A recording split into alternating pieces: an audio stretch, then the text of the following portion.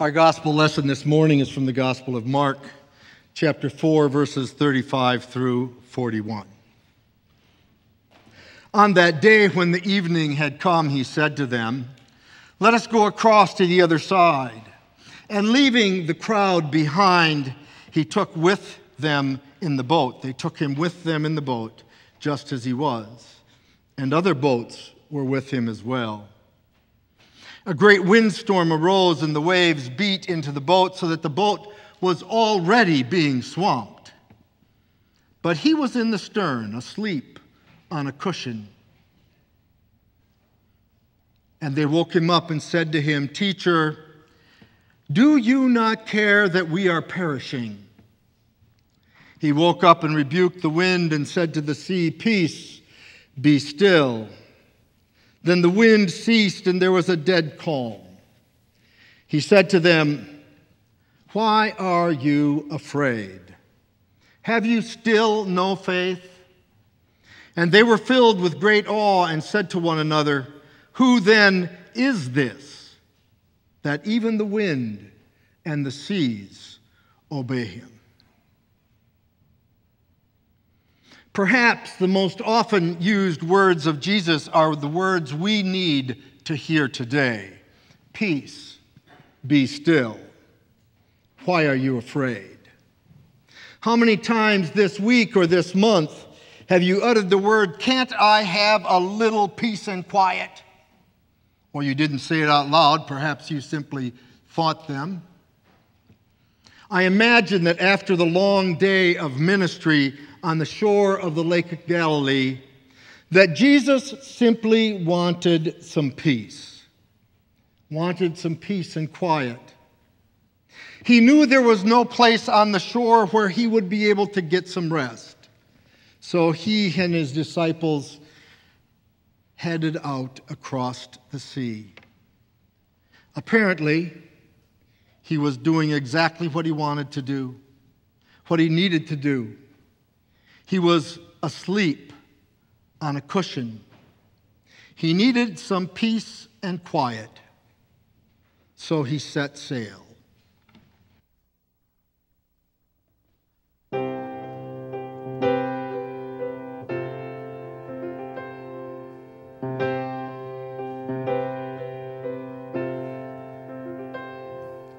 It looks to you like a storm may be brewing out on the water ahead. You're still in the harbor, it's time to get moving, but you're tempted to turn back instead. But if you know that you've heard from the Lord, why are you still so close to the shore? Set sail, even though you're afraid. The waves will come crashing down. Set sail, feel the wind in your face. The moment to live life is now. God's love is faithful, His compass is true. There's no need to fear that you'll fail. Set sail.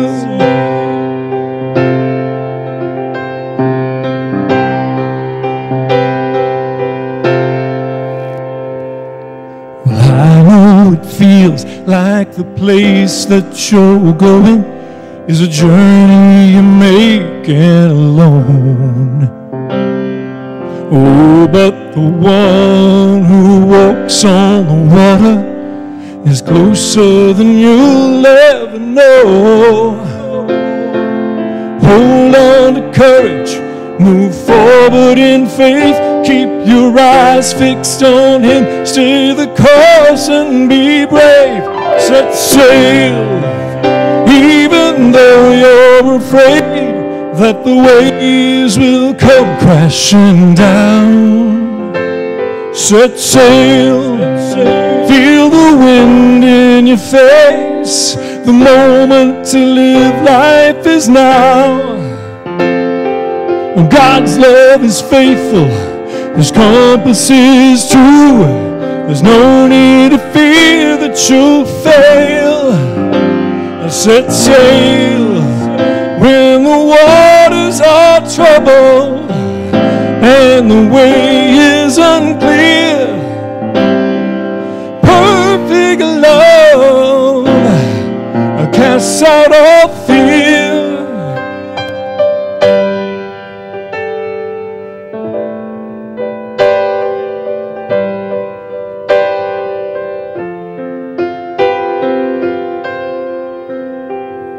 But if you know that you heard from the Lord, why are you still so close to the shore? Set sail, even though you're afraid the waves will come crashing down.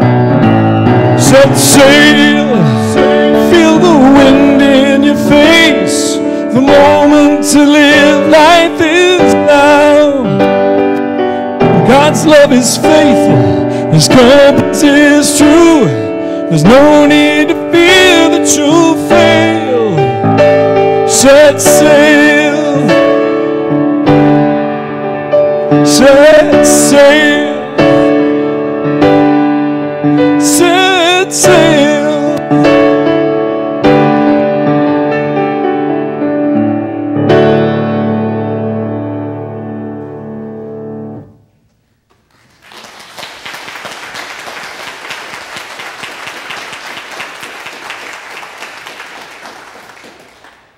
Do you have a place where you slip away to when you are being swamped?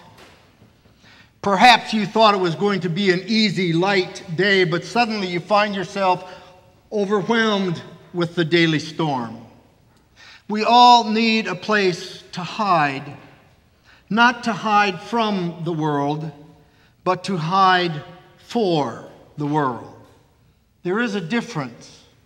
Jesus was not hiding from the crowds, He was hiding for them. He knew that He couldn't carry out the ministry to which He was called unless He kept Himself rested and refreshed. The disciples, on the other hand, were not getting any rest. Their world was being rocked. They were being swamped. I'm sure that they were overwhelmed by what they were seeing and hearing as they traveled with Jesus. How could they not be? Healings and parables, confrontation with religious and political leaders of the day. Just trying to be present to all that was swirling around them must have been a massive attack on their sensibilities. They too surely needed a little peace and quiet, just as much as Jesus had. But they were being swamped.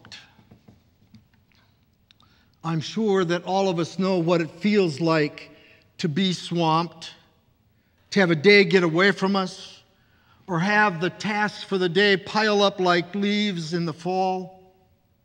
Inevitably, fear comes with such moments of panic. Fear that we won't get it all done. Fear that in our rush to get it done, we might make a mistake. Fear that we won't live up to the expectations of our employer or our spouse. Fear that we won't be able to live up to the expectations we have for ourselves. Fear. Do you ever feel alone? Feel alone? That no one cares? Like no one pays attention to you? That no one even notices you? Such feelings of isolation and loneliness are part of being human. And so is the fear that inevitably comes with those feelings. And sometimes we can be all alone in the midst of a group of people.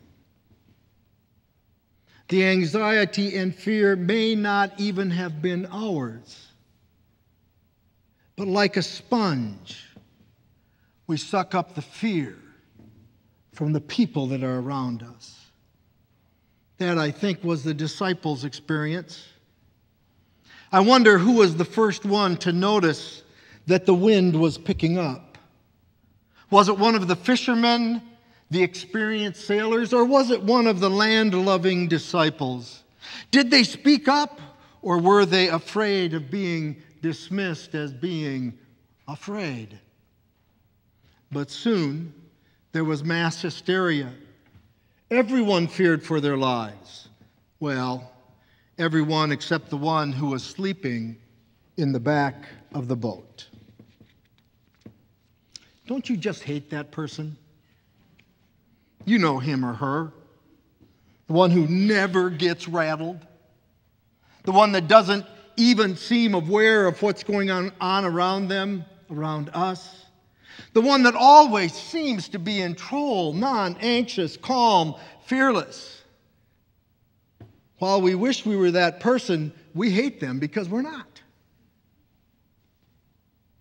So the disciples figuratively grabbed Jesus by the collars of his robe and shake him awake. If they were going to die, he was at least going to be aware that they were dying. Don't you care, Jesus? Don't you care that we are being swamped? That we're perishing? Jesus? It always comes down to that, doesn't it? When we think people are ignoring our situation, we always jump to the caring question. You don't care. You don't love me. It's as if our life, our concerns, our situation should be everyone's sole concern. We want them to fix it. Or if they can't fix it, at least they can go down with the boat that we're in. Most of all, I think that if we're afraid, we want there to be other people who are afraid, for misery truly does love company. Once upon a time, I was having one of those days, swamped days, days when I could justify being my usually churlish self.